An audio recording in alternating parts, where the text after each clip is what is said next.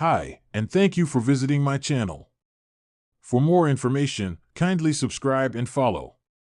Now let's get started. Paul Heyman has been absent from WWE since he was attacked and destroyed, despite Roman Reigns' recent return. He has sent a tweet and deleted it. Although Paul Heyman remained in WWE when Reigns stepped away after WrestleMania XL, he could not control proceedings in the company. Solo Sikoa took over completely and kicked out Jimmy USO, who's yet to return to the company. Instead, one by one, he brought in Tama Tonga, Tonga Loa, and Jacob Fatu. He also crowned himself the new tribal chief. When Heyman refused to acknowledge him as the true tribal chief, Sikoa was not having it and hit him with the Samoan spike. On top of that, he was then destroyed by Jacob Fatu and the rest of the new bloodline, who beat him down and put him through the announce table. Since then, Reigns has returned to the company, but Heyman has stayed away. In a recent interview, John Cena commented on Reigns and said that he had succeeded, even if judging by numbers. He even did better than The Rock. Heyman has since tweeted that John Cena had got it right. He then demanded that everyone acknowledge Roman Reigns. For some reason, he deleted the tweet immediately. Facts. At John Cena gets it right. Acknowledge our hashtag tribal chief at WWE Roman Reigns, the true, authenticated hashtag GOAT of at WWE, Heyman wrote. Paul Heyman will pair with Roman Reigns when he returns. When Paul Heyman finally returns to WWE, he will likely take up his place as the wise man of Reigns again.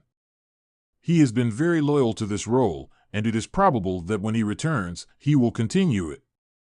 For now, fans have to wait to see when he will return. Paul Heyman is known as one of the most cunning minds in professional wrestling, a man whose words carry weight, power, and influence. His association with Roman Reigns, the reigning WWE Universal Champion and self-proclaimed tribal chief, has been one of the most dominant partnerships in the history of the industry. Together, they've decimated opponents, laid waste to challengers, and secured Reigns' place as the top guy in WWE. But even the most unshakable alliances can show cracks, especially when ambition and ego come into play. It was a quiet Thursday evening when Heyman, notorious for his late-night social media activity, posted something that sent shockwaves through the WWE universe. A simple, yet deeply unsettling tweet: even the greatest empires fall when their rulers become complacent.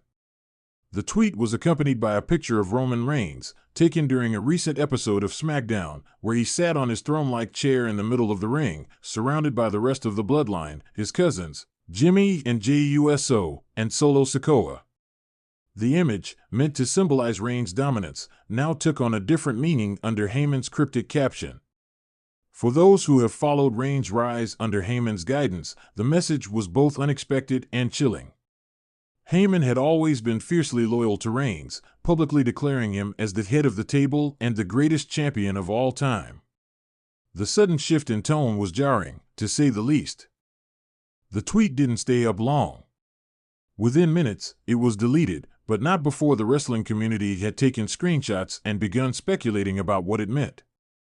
Rumors started flying. Was Heyman unhappy with Reigns? Was there a power struggle brewing within the bloodline? Or was it simply a moment of frustration, quickly regretted? WWE fans, ever the detectives, immediately began dissecting recent events on SmackDown. Reigns had been more self-assured than ever, bordering on arrogance. He had made decisions without consulting Heyman, had dismissed the Usos' concerns with a wave of his hand, and had even shown a rare moment of anger towards Solo, his silent enforcer. Some fans believed Heyman's tweet was a subtle warning to Reigns that his unchecked ego could lead to his downfall. As speculation reached a fever pitch, WWE's official social media accounts remained silent, further fueling the mystery. Heyman, known for his ability to spin any situation to his advantage, was also uncharacteristically quiet, leaving fans to wonder if this was all part of a larger storyline or if there was genuine tension behind the scenes. The following night on SmackDown, the tension was palpable. The show opened with Reigns, Heyman, and the rest of the bloodline making their way to the ring. The atmosphere was different, charged with an undercurrent of uncertainty. The fans, who usually showered Reigns with a mix of cheers and boos, seemed to be waiting for something, anything, that would hint at what was really going on. Reigns, ever the composed champion, took the microphone and addressed the WWE Universe. "I've heard the rumors, seen the speculation. People think there's something wrong in my house. They think there's cracks in the bloodline. But let me make one thing clear. This is my empire, and I will crush anyone who dares to challenge it." The crowd erupted, but there was an edge to Reigns' voice that hadn't been there before. He glanced at Heyman, who stood by his side, holding the Universal Championship as always. "Paul," Reigns continued, "you've been with me from the beginning. You've seen what I'm capable of. But even you need to remember your place." Heyman's eyes widened, a flash of fear crossing his usually stoic face. He nodded quickly, almost too quickly, and raised the title high for the crowd to see. But the dynamic between him and Reigns had clearly shifted. The unspoken tension hung in the air as Reigns continued to speak, asserting his dominance over the WWE roster and reminding everyone why he was the tribal chief. As the segment ended, Reigns led the bloodline to the back, but not before casting one last, lingering look at Heyman. It was a look that seemed to say, "Don't forget who's in charge." Backstage, the tension spilled over into the locker room. Reports began circulating that Reigns and Heyman had a heated exchange behind closed doors, away from the prying eyes of the WWE cameras. Some claimed to have heard Reigns accusing Heyman of disloyalty, while others suggested that Heyman was pushing back against Reigns' increasingly authoritarian approach. In the days that followed, WWE's programming subtly hinted at the growing divide.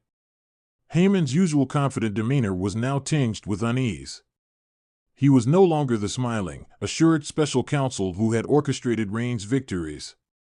Instead, he appeared nervous, hesitant, as if he was constantly walking on eggshells around the champion. The WWE Universe, always eager for drama, watched every interaction between Reigns and Heyman with bated breath.